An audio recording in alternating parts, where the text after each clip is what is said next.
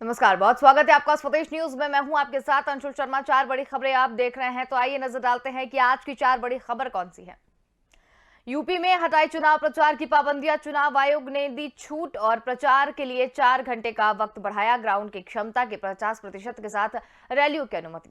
दूसरी बड़ी खबर मिलेंगे, जहां पर आज अखिलेश यादव और भाजपा के प्रदेश अध्यक्ष स्वतंत्र देव सिंह का हाथरस में चुनावी दौरा। कल चुनाव प्रचार के लिए आएंगे सीएम योगी। 15 और 17 जयंत चौधरी को सभा और अन्य कई स्टार प्रचारकों के साथ कार्यक्रम भी तय। तीसरी बड़ी खबर मिलेंगे, जहां पर फिरोजाबाद जिले में आज चुनावी सभाएं आयोजित की गई हैं। आज अखिलेश और ओवैसी की चुनावी रैली। सोमवार को deputy CM doctor Dinesh Sharma जिले में होंगे। 17 फरवरी को अखिलेश यादव और जयंत चौधरी प्रचार करेंगे। चौथी और अंतिम बड़ी खबर मिलेंगे, जहां पर बेरोजगारों की संख्या कम करने का नया फॉर्मूला। रोजगार के पंजीयन के लिए 3 कैटेगरी बनी। मध्य प्रदेश में बेरोजगारी दर 3.5%।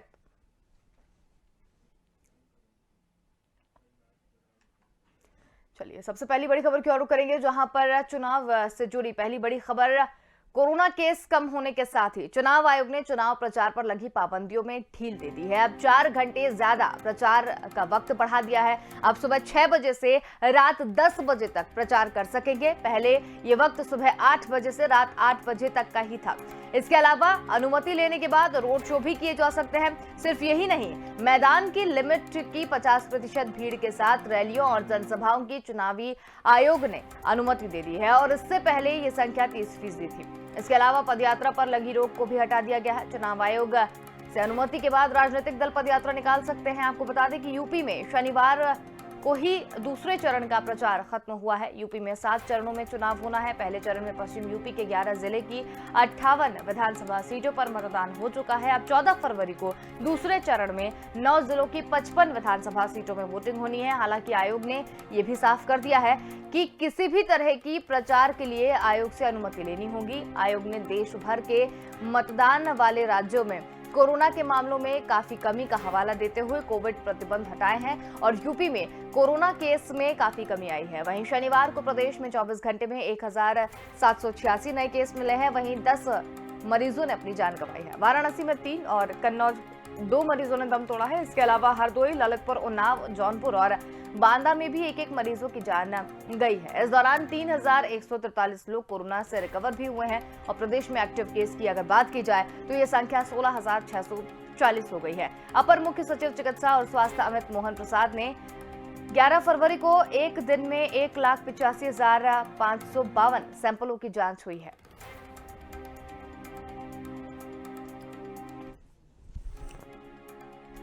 और ज्यादा जानकारी के लिए हमारे साथ संवाददाता जेबा खान जुड़ गए हैं। जी जेबा, अगर यूपी प्रचार की बात की जाए तो सभी पाबंदियां हटा दी गई हैं, क्या कुछ अधिक जानकारी?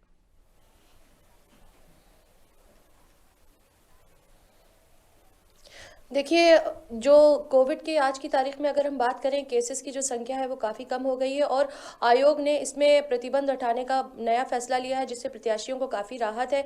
सीमित संख्या में रोड शो किए जा सकेंगे, रैलियां 50% के साथ में की जा सकेंगी। इसके अलावा इंडोर की अगर हम बात करें तो इंडोर बैठकों में 1000 लोग बैठक में सम्मिलित हो सकेंगे, और 300 के से 500 के बीच में जो पहले संख्या थी वो घटा के 500 कर दी गई है।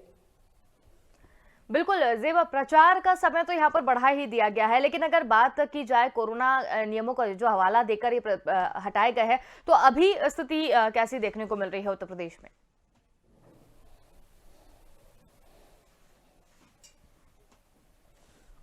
देखिए, कोविड के जो प्रतिबंध है उसको हटाया गया है, और इसके साथ ही आयोग ने जो नई गाइडलाइन जारी करी है, इसके तहत कोविड के नियमों का पालन तो करना ही पड़ेगा। मास्क भी ज़रूरी होगा, सैनिटाइजेशन भी ज़रूरी होगा, इसके अलावा सोशल डिस्टेंसिंग भी ज़रूरी होगी। लेकिन अब देखने वाली बात ये होगी, जो आयोग ने जिस तरह से कोविड के नियमों में जो ढील दी है, जो प्रतिबंध थे उनको हटा दिया है, लगभग पूरी तरह से ही कह सकते हैं कि समाप्त करने की कगार पे है। अब देखना ये होगा कि प्रत्याशी इस जो नियम है इनको कितना मानते हैं, और इस पर कड़ी नज़र रखने के लिए आयोग को पूरी कोशिश करनी पड़ेगी।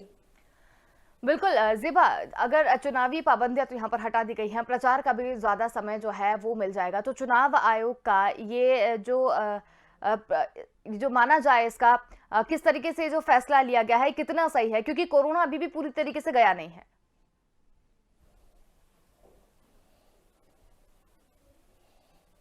जी बिल्कुल, ज़ाहिर-सी बात है अंशुल, अभी कोविड पूरी तरह से गया नहीं है और जो आयोग ने ये प्रतिबंध हटाए हैं, जिसकी वजह से प्रत्याशियों ने एक बड़ी राहत महसूस करी है, लेकिन कहीं न कहीं ये जो आम जनमानस का जीवन है, इसको खतरे में डालने वाली बात है। क्योंकि अगर हम पिछले 2 साल का डाटा देखें, तो इसी समय में फरवरी और मार्च के समय में ही संक्रमण धीरे-धीरे बढ़ता है, तब जाके मई और जून में वो पीक पर पहुँचता है।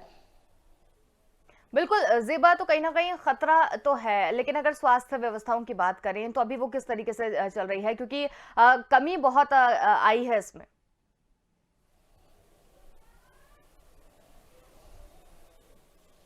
जी, बिल्कुल ज़ाहिर-सी बात है, जो भी ज़्यादा से ज़्यादा लोग, चूँकि ये राज्य ने भी कल फैसला लिया था, स्कूल खोल दिए गए हैं, जिम और होटल वगैरह भी खोल दिए गए हैं। तो ये चूँकि राज्य सरकार का फैसला है, जहाँ पे केंद्र सरकार ने सलाह दी है, लगभग वैक्सीनेटेड काफ़ी लोग हो चुके हैं। चलिए ज़ेबा, बहुत धन्यवाद हमारे साथ में जुड़ने के लिए, तमाम जानकारी हमारे साथ साझा करने के लिए। का दंगल यहाँ पर देखने को मिल रहा है। यूपी प्रचार में पाबंदियां हटा दी गई हैं। प्रचार के लिए 4 घंटे का जो वक्त है वो बढ़ा दिया गया है। ग्राउंड की क्षमता 50% के साथ रैलियों की अनुमति भी देखने को मिल रही है। चुनाव प्रचार की सभी पाबंदियां लगभग हटा दी गई हैं।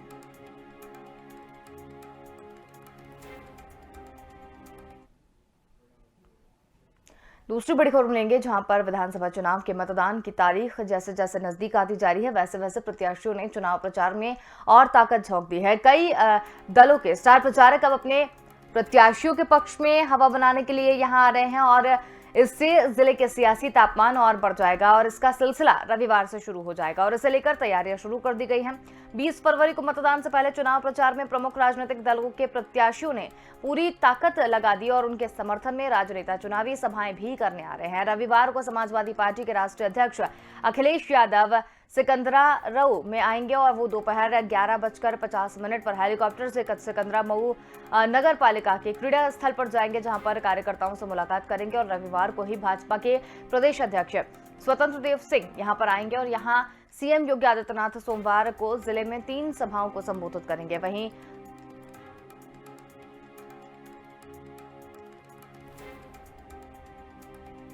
तो हाथरस दौरे पर अखिलेश और स्वतंत्र देव सिंह आज हाथरस के चुनावी दौरे पर रहेंगे।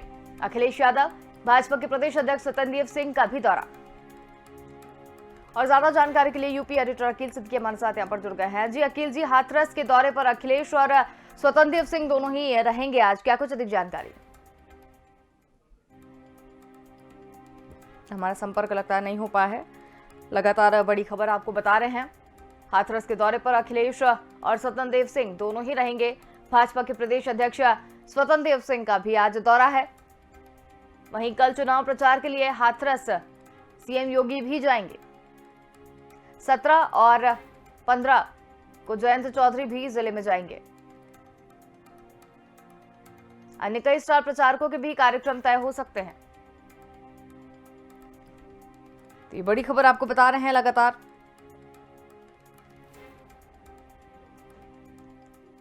और ज्यादा जानकारी के लिए हमारे साथ यूपी एडिटर अकील सिद्दीकी जुड़ गए हैं। जी अकील जी, हाथरस दौरे पर अखिलेश और स्वतंत्र देव सिंह दोनों ही रहेंगे, क्या कुछ अधिक जानकारी? देखिए, आज देखा जाए तो हाथरस में मुख्यमंत्री योगी आदित्यनाथ भी रहेंगे, अखिलेश यादव भी रहेंगे, स्वतंत्र देव सिंह भी रहेंगे। हालांकि 15 से 17 में जयंत भी ये जिले में जाएंगे। अन्य कई स्टार प्रचारक जो हैं वो अब जो है कांग्रेस के हो, बसपा के हो, तमाम लोग पूरी ताकत यहाँ लगाएंगे। हालांकि हाथरस वगैरह में देखिए कि जो वो पिछड़ा वोट बैंक है, वो उसको पाने के लिए चाहे भारतीय जनता पार्टी हो, चाहे सपा हो, चाहे बीएसपी हो या कांग्रेस हो, पूरी ताकत लगाएगी। निश्चित तौर पे देखा जाए तो 14 फरवरी को जिस तरह दूसरे चरण के मतदान है उसको लेकर कल प्रचार थम गया। अब तीसरे चरण में सारे जो स्टार प्रचारक हैं भारतीय जनता पार्टी के, सपा के या कांग्रेस के या बहुजन समाज पार्टी के, वो कहीं ना कहीं पूरी ताकत अब झोंकेंगे, क्योंकि समय बहुत कम है सभी के पास। तो वो चाहते हैं कि सबसे ज्यादा से विधानसभा और ज्यादा से ज्यादा मंडल जो है वो निपटाया जा सके। हालांकि बड़ी अब रैलियों को अनुमति नहीं है, लेकिन फिर भी वर्चुअली रैली और जो कम भीड़ में रैलियां हो सकती है वो करते नजर आ रहा है। अब विधानसभा चुनाव में मतदान की तारीख जैसे जैसे एकदम करीब नजर आती जा रही है, वैसे वैसे पूरी ताकत जो है वो अखिलेश यादव हो, चाहे वो खुद प्रधानमंत्री नरेंद्र मोदी हो, मुख्यमंत्री योगी आदित्यनाथ हो, स्वतंत्र देव सिंह प्रभारी हो, ये तमाम लोग अपनी अपनी ताकत झोंक रहे हैं। हालांकि देखिए, इनके कार्यक्रम की अगर हम बात करें तो 20 फरवरी को देखिए मतदान जो पहले चुनाव के प्रचार में रहा है वो राजनीतिक दलों के प्रत्याशियों को पूरी ताकत लगा रही है। तो इन जो विधानसभा है अखिलेश यादव सिकंदराबाद मऊ में पहुंचेंगे। इसके अलावा अगर बात करें तो हेलीकॉप्टर से देखिए मुख्यमंत्री भी कार्यक्रम में पहुंचेंगे, वो भी जनसभा को संबोधित करेंगे। और जो डबल इंजन की जो सरकार की वो बखान हर विधानसभा के चुनाव प्रचार में करते नजर आ रहे हैं। हालांकि शाम होते होते सभी लोग अपने अपने डोर टू डोर कन्वेंस भी करते हैं, प्रत्याशियों के साथ जाकर वोट मांग रहे हैं। तो अब जो लड़ाई यहाँ की अगर हम बात करें तो यहाँ भी Samajwadi party versus Bharatiya Janata party है। हालांकि निश्चित तौर पर बहुजन समाज पार्टी भी यहाँ कई विधानसभाओं पर असर डालेगी। लेकिन हाथरस वगैरह की अगर बात करें, हाथरस वो जिला है, आप याद करें कि जहाँ पर कहीं ना कहीं हाथरस की घटना ने सभी देशवासियों को कहीं ना कहीं बहुत ही मायूस कर दिया था, क्योंकि एक महिला की यहाँ पर जो हत्या हुई थी और उसके बाद 100 को देर शाम पुलिस ने जला दिया था। उसको लेकर पूरे हिंदुस्तान में आग लगी थी और सभी खिलाफ सरकार के खड़े हुए थे पुलिस विभाग के। तो ये हाथरस वो विधानसभा है जिसको लेकर जो है वो विपक्ष में रहे अखिलेश यादव हो, प्रियंका गांधी हो या बहुजन समाज पार्टी की मायावती हो, ये तमाम लोग इस विधानसभा को घेरेंगे और इस मुद्दे को कहीं ना कहीं इस राजनीतिक रूप में उपयोग भी करेंगे। हाथरस की घटना को लेकर प्रियंका गांधी सबसे ज्यादा आगे रही हैं और अखिलेश यादव रहे हैं, तो ऐसे में विपक्ष की भूमिका बड़ी रही है। अब देखना होगा हाथरस में, देखिए हाथरस की इस घटना के बाद कांग्रेस ने प्रियंका गांधी ने पीड़ित परिवार की मां को भी टिकट देने के लिए कहा, उनके परिवार को टिकट दिया है। तो ऐसे में माना जा रहा कि कांग्रेस पूरी मजबूती से हाथरस से लड़ेगी। तो हाथरस को फोकस करने के लिए विपक्ष एकजुट रहेगा कि सबसे ज्यादा वोट ले ले उस पीड़ित परिवार के माध्यम से। तो ऐसे में अब हाथरस कहाँ पे खड़ा है, किसके साथ खड़ा होगा, किस दल के साथ खड़ा होगा, किस पार्टी के उम्मीदवार के साथ जाता है और किस मुद्दों पे लड़ता है। लेकिन यहाँ का हाथरस की अगर बात करें तो जो घटना हुई है पूरा मुद्दा घूम घुमा के उसी पे आएगा, ना कि विकास के मुद्दे पे, ना कि किसान के मुद्दे पे, ना एनआरसी के मुद्दे पे, ना अन्य मुद्दों पर यहाँ पर वोट होगा। जो वोट होगा हाथरस में, क्योंकि हाथरस की घटना बहुत बड़ी थी, तो ऐसे में माना जा रहा है कि हाथरस की घटना को देखते हुए उस पीड़ित परिवार के साथ लोग खड़े रहेंगे।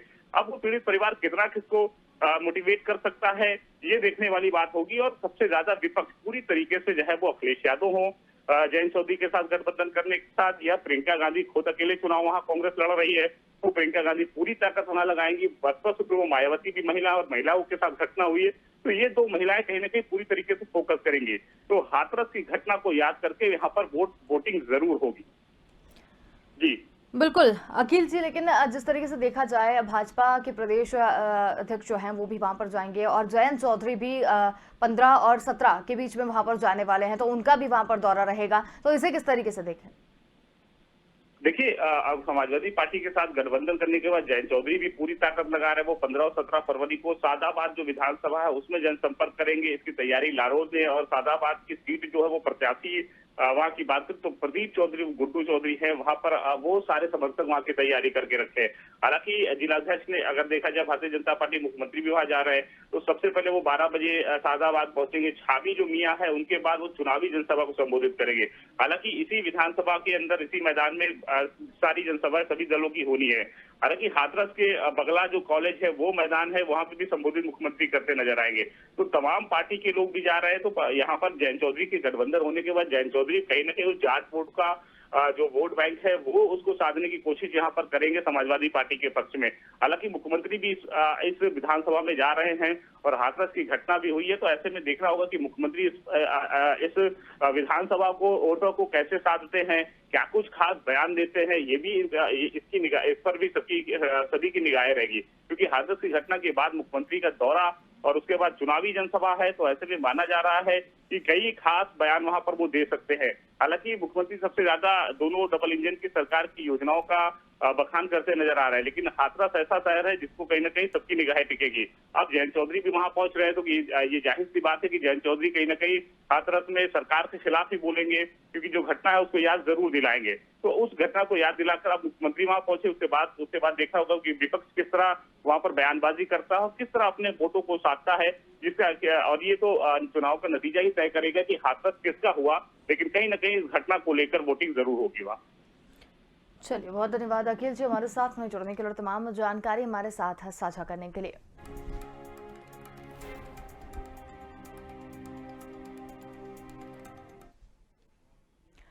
फिरोजाबाद जिले के तीसरे चरण का चुनाव प्रचार थमने से पहले सभी दल के नेता चुनाव प्रचार में जुटे हैं। आज जिले में अखिलेश यादव और असदुद्दीन ओवैसी जिले में अपने प्रत्याशियों के लिए चुनाव प्रचार करने जा रहे हैं और इसके अलावा सोमवार को deputy CM doctor Dinesh Sharma जाएंगे। 17 फरवरी को अखिलेश यादव और जयंत चौधरी भी जिले में जाएंगे। जिले में चुनाव का काउंटडाउन शुरू हो गया है। ठीक 7 दिन बाद मतदान होना है। रविवार सपा मुखिया अखिलेश यादव सितारगंज और एआईएमआईएम के अध्यक्ष असदुद्दीन ओवैसी फिरोजाबाद विधानसभा क्षेत्र में जनसभाएं करेंगे। वहीं डिप्टी सीएम दिनेश शर्मा सोमवार को शिकोहाबाद में सभा और टुंडा में जनसंपर्क करेंगे। ये सभी दिग्गज हेलीकॉप्टर से आएंगे और पूर्व मुख्यमंत्री अखिलेश यादव सितारगंज में आज सपा प्रत्याशी सर्वेश यादव के समर्थन में वोट मांगने जाएंगे।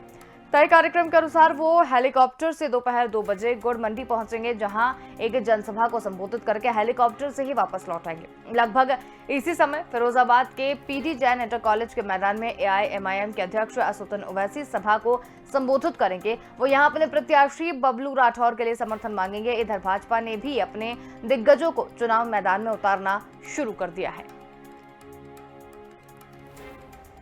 और ज्यादा जानकारी के लिए हमारे साथ संवाददाता पवन कुमार जुड़ गए हैं। जी पवन, फिरोजाबाद में अखिलेश और ओवैसी की रैली है, कैसे देखे इसे? जी बिल्कुल, देखे जिस प्रकार से पहले चरण का चुनाव हुआ, उसके बाद में दूसरे चरण की चुनाव प्रचार के लिए जो समय था, क्योंकि कल दूसरे चरण का चुनाव होना है, ऐसे में तीसरे चरण में फिरोजाबाद जिला आता है। फिरोजाबाद जिले में भी तीसरे चरण में चुनाव होना है और आज फिरोजाबाद में जो दिग्गज नेता है वो जनसभा करेंगे। पीडी इंटर कॉलेज में जो असदुद्दीन ओवैसी की जनसभा होगी और अखिलेश यादव भी अपने जो प्रत्याशी वहां के उसके समर्थन में वोट मांगेंगे। साथ ही 2022 का जो चुनाव है उसको दिलचस्प मामला देखा जा रहा है, क्योंकि 2022 के चुनाव में जिस प्रकार से इस बार वोटिंग का प्रतिशत भी लगातार बढ़ता हुआ दिखाई दिया, तो कहीं न कहीं ये भी जरूर कहा जा सकता है कि जिस प्रकार से भारतीय जनता पार्टी ने भी हर प्रकार से हर संभव कोशिश कर रही है और अपना दमखम दिखा रही, तो कहीं न कहीं आज अखिलेश यादव और असदुद्दीन ओवैसी अपने कैंडिडेट के लिए फिरोजाबाद में जो है वो जनसभा करेंगे और अपने प्रत्याशियों के लिए वोट मांगेंगे। तो कल फिरोजाबाद में डिप्टी सीएम दिनेश शर्मा भी जाएंगे, उसके बाद में दमखम दिखाएंगे और अपने इनके जो पार्टी के जो पदाधिकारी हैं उनके लिए वोट मांगेंगे। साथ ही जो अखिलेश यादव का कार्यक्रम है वो जो डिप्टी सीएम का कार्यक्रम है, कल सिकोहाबाद जाएंगे और अखिलेश यादव असदुद्दीन ओवैसी अपने कैंडिडेट के लिए जो वोट मांगेंगे अपने इनका, क्योंकि फिरोजाबाद भी देखा जाता है क्योंकि मुस्लिम का जो गढ़ माना जाता है फिरोजाबाद और पश्चिम में, तो कहीं न कहीं असदुद्दीन ओवैसी जो है वो अपने जो प्रत्याशियों के लिए वोट जरूर मांगेंगे। लेकिन उससे बड़ा जो इनका गठबंधन है पश्चिमी उत्तर प्रदेश में जयंत चौधरी और अखिलेश यादव का, तो वो भी अपना जो दमखम है वो दिखाएंगे। साथ ही अपने जो कैंडिडेट है उनको अपने जो इनका जो मैनिफेस्टो हुआ था उसको लेकर भी जनता के बीच रखेंगे और जनता से अपील करेंगे कि भारी संख्या में निष्पक्षता से वोट दें। जी बिल्कुल, फिरोजाबाद की अगर बात करें तो वहां भी जनसभाएं आयोजित की जा रही है। मतलब अगर देखा जाए जैसे जैसे चुनाव नजदीक आते जा रहे हैं, सभी जो पार्टियों के जो प्रमुख हैं वो एक्टिव होते हुए नजर आ रहे हैं। सभी जगह जनसभाएं और रैलियों का दौर जो है वो भी शुरू है। तो कितनी ताकत झोंकते हुए सभी लोग अपनी अपनी नजर आ रहे हैं? जी देखिए, बिल्कुल जिस प्रकार से भारतीय जनता पार्टी के जो दिग्गज नेता दिल्ली से लेकर यूपी तक लगातार अपने कार्यकर्ताओं को अपनी तरफ खींचने का जो काम कर रहे हैं, क्योंकि इस बार जो जातिगत समीकरण है वो भी देखा जाता है कि किस प्रकार से जातिगत समीकरण के अनुसार अपने वोटरों को किस प्रकार से अपनी तरफ लाया जाए। और साथ ही जिस प्रकार से भारतीय जनता पार्टी के लगातार, चाहे वो प्रधानमंत्री हो, चाहे राष्ट्रीय अध्यक्ष जेपी नड्डा हो, चाहे अमित शाह हो, वो भी अपनी पार्टी के लिए बहुत ताकत झोंक दिए हैं कि इनके जो जातिगत समीकरण है वो अपनी तरफ खींचे। तो साथ ही जो अखिलेश यादव है और अपने यादव वोट बैंक और जयंत चौधरी वहां के जो है पश्चिम उत्तर प्रदेश में जाट वोट के लिए माने जाते हैं। तो साथ ही जो असदुद्दीन ओवैसी की अगर हम बात करें तो मुस्लिम वोटों को खींचने के लिए कहीं न कहीं जरूर उनकी तरफ रुख मुस्लिम समुदाय का जरूर होता है, क्योंकि अखिलेश यादव जिस प्रकार से जब से गठबंधन हुआ है तो जाट वोट और यादव जो वोट है, मुस्लिम वोट है, वो भी लगातार समाजवादी पार्टी की तरफ होता दिखाई दे रहा है। लेकिन जातिगत जो समीकरण है तो वो लगातार पश्चिमी उत्तर प्रदेश में जरूर सभी पार्टियों को जो फायदा है वो जरूर देखने को मिलेगा, क्योंकि जिस प्रकार से समाजवादी पार्टी से इसके पहले जो गठबंधन की असदुद्दीन ओवैसी की बात चल रही थी, लेकिन बात नहीं बनी, जिसको लेके अब समाजवादी पार्टी और जयंत चौधरी जिस प्रकार से एक्टिव मोड में है पश्चिमी उत्तर प्रदेश में। जी बिल्कुल पवन, बहुत धन्यवाद हमारे साथ में जुड़ने के लिए और तमाम जानकारी हमारे साथ साझा करने के लिए।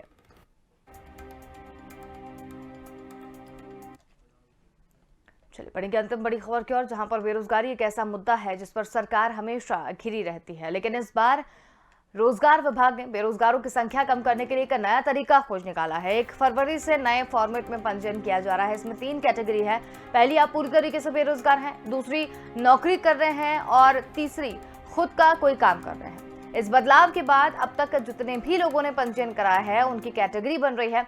हालांकि ये काम देखने वाली कंपनी का कहना है कि नए फॉर्मेट से पंजीयन का मकसद बेरोजगारों की संख्या कम करना नहीं है, बल्कि उनकी सही स्थिति को जानना है। इससे उनके मन मुताबिक काम दिलवा सकेंगे। गौरतलब है कि मध्य प्रदेश में 31.26 लाख पंजीकृत बेरोजगार हैं और जॉब देने वालों की संख्या सिर्फ 16,151 है। सितंबर 2021 में आई CMI की रिपोर्ट में बताया गया है कि मध्य प्रदेश में बेरोजगारी की दर 3.5% है, जबकि राष्ट्रीय बेरोजगारी की दर 7.6% है। वहीं रोजगार पोर्टल पर दिखाई देने वाली संख्या को ये माना जाता है कि मध्य प्रदेश में बेरोजगारी बहुत है, जबकि वित्तीय वर्ष 2020-2021 में 1.95 लाख नए लोग रोजगार से जुड़े थे। 2019-2020 में इसकी संख्या 1.90 लाख रही। उद्यमी कहते हैं कि इस वृद्धि में सबसे बड़ी हिस्सेदारी ऑटोमोबाइल और इंजीनियरिंग सेक्टर की है। वहीं रोजगार विभाग ने सिर्फ भोपाल में एक साल में 80,000 से ज्यादा युवाओं को छोटे रोजगार दिए हैं।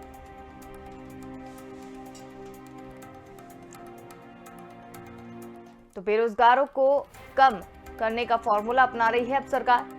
रोजगार के पंजीयन के लिए 3 कैटेगरी इजाद की गई है। 3 कैटेगरी में आप खुद की नौकरी कर रहे हैं या खुद का व्यवसाय कर रहे हैं। मध्य प्रदेश में बेरोजगारी की दर की अगर बात की जाए तो 3.5% बेरोजगारी मध्य प्रदेश में है।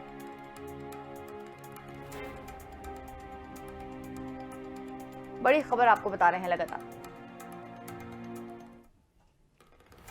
इस वक्त की बड़ी खबर आपको बता रहे हैं। बेरोजगारी कम करने का एक फॉर्मूला मध्य प्रदेश सरकार ने इजाद किया है, लेकिन रोजगार पोर्टल पर आंकड़े इससे कई ज्यादा दिखाई दे रहे हैं। बेरोजगारों की संख्या कम करने का नया फॉर्मूला मध्य प्रदेश सरकार लेकर आई है, जिसमें 3 कैटेगरी के अंतर्गत अब पंजीयन किया जाएगा। पहली कैटेगरी आप पूरी तरीके से बेरोजगार हैं, दूसरी कैटेगरी आप नौकरी कर रहे हैं और तीसरी कैटेगरी आप खुद का व्यवसाय कर रहे हैं। और ज्यादा जानकारी के लिए हमारे साथ संवाददाता दीपक द्विवेदी जुड़ गए हैं। जी दीपक, बेरोजगारों को रोजगार देने के लिए एक नया फॉर्मूला मध्य प्रदेश सरकार ने इजाद किया है। प्रदेश में अब विधानसभा चुनाव 2023 की तैयारी में दोनों ही पार्टी जुट गई है, चाहे कांग्रेस और बीजेपी। कांग्रेस पार्टी जो है वो बेरोजगारी के मुद्दों को लेकर, युवाओं को मुद्दे को लेकर बीजेपी को लगातार घेरने के लिए तैयार है और जो बेरोजगार युवा हैं और जो मध्य प्रदेश के युवा हैं उन्हें जागरूक कर रही है कि वे उनकी बेरोजगारी का कारण सिर्फ सरकार है।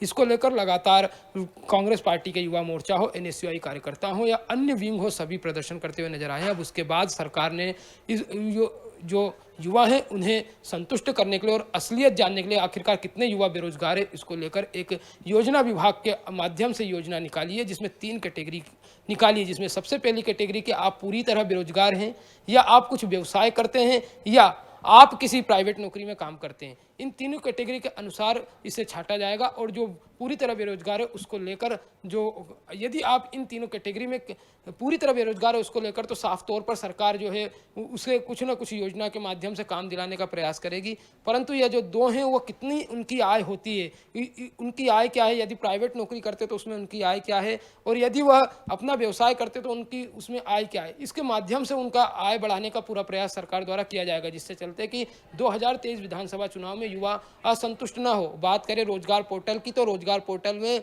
जो है यह आंकड़े जो हैं बहुत ज़्यादा हैं, और जो सरकार अपने पोर्टल में आंकड़े दर्शाती है उसी 3.5 है। लगभग प्रदेश में 36 लाख युवा जो ऐसे हैं अभी पूर्णतः बेरोजगार हैं, उनको लेकर सरकार चिंतित भी है और लगातार विपक्ष भी घेरते हुए नजर आ रही है। जी अंशुल। बिल्कुल दीपक, आप बने रहिए हमारे साथ, और भी खबरों पर हम आपसे जानकारी लेते रहेंगे। तो बड़ी खबर हम आपको एक यहाँ पर बता रहे हैं, जहां पर एमपी के कटनी में एक बड़ा हादसा सामने आया है। एमपी के कटनी में एक बड़ा हादसा निकलकर सामने आया है। कटनी में निर्माणाधीन सुरंग धसी, अंडरग्राउंड टनल धसने से मजदूर फंसे। टनल धसने से 9 मजदूर फंसे, 6 मजदूरों को बचाया जा चुका है, 3 अब भी फंसे हैं।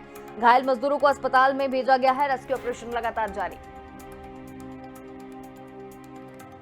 और दीपक द्विवेदी लगातार हमारे साथ जुड़े हुए हैं। जी दीपक, बड़ी खबर मध्य प्रदेश की कटनी में एक जो हादसा हुआ है, क्या कुछ अधिक जानकारी? हाँ जी, बता दूं अंशुल की मध्य प्रदेश की कटनी में यह हादसा हुआ। टनल सुरंग खोदी जा रही थी और सुरंग खोदने के दौरान कल शाम लगभग 7:30 बजे यह हादसा हुआ है, जिसमें 9 मजदूर फंस गए। अभी तक एनडीआरएफ की टीम लगभग 9 बजे से उनका रेस्क्यू करने के लिए जो भोपाल से पहुंची है, और अभी तक लगभग 6 जो मजदूर हैं उन्हें निकाल लिया गया है और सभी जिंदा हैं, और 3 मजदूर हैं अभी उनकी स्थिति स्पष्ट नहीं हो पाई है, उन्हें भी निकालने का पूरी तरह से प्रयास किया जा रहा है। 12 घंटे से अधिक समय बीत जाने के बाद एनडीआरएफ की टीम ने यह सफलता हासिल की है। जिन भी मजदूरों को निकाला है वो 6 की 6 सभी जिंदा हैं। अब वो 3 मजदूरों की और स्थिति देखना होगी कि किस तरह से यह टनल का काम चल रहा था, उसी दौरान स्लैब के धंसने से यह जो घटना घटित हुई है, और इसमें 9 मजदूर फंसे हैं। वहां लगातार एनडीआरएफ, एसडीआरएफ, वहां के नगर निगम की टीम और प्रदेश के मुखिया शिवराज सिंह चौहान ने भी उनकी कुशल क्षेम के लिए ट्वीट करके कहा, और उन्होंने भी कहा कि वह सभी मजदूर सुरक्षित निकल जाएं, और इसको लेकर वे लगातार अपनी ओर से भी नजर बनाए हुए हैं। वहां पर कटनी कलेक्टर समेत तमाम जिले के आला अधिकारी भी मौके पर हैं और वह नजर बनाए हुए हैं। एनडीआरएफ की टीम कड़ी मशक्कत के साथ उन्हें रेस्क्यू करने का पूरी तरह से प्रयास कर रही है। यह पूरी घटना कल देर शाम 7:30 बजे की है, और लगभग अभी 12 घंटे से अधिक का समय हो गया और 6 मजदूरों को जिंदा निकाल लिया गया है। जी अंशुल। चलिए, बहुत धन्यवाद दीपक, हमारे साथ में जुड़ने के लिए और तमाम जानकारी हमारे साथ साझा करने के लिए। तो कटनी में एक बड़ा हादसा यहाँ पर हुआ है। टनल धंसने से 6 मजदूरों को तो सुरक्षित निकाल लिया गया है, लेकिन 3 मजदूरों की स्थिति अभी भी स्पष्ट नहीं है। फिलहाल के लिए इतना ही। देखते रहिए स्वदेश न्यूज, क्योंकि सबसे पहले देश।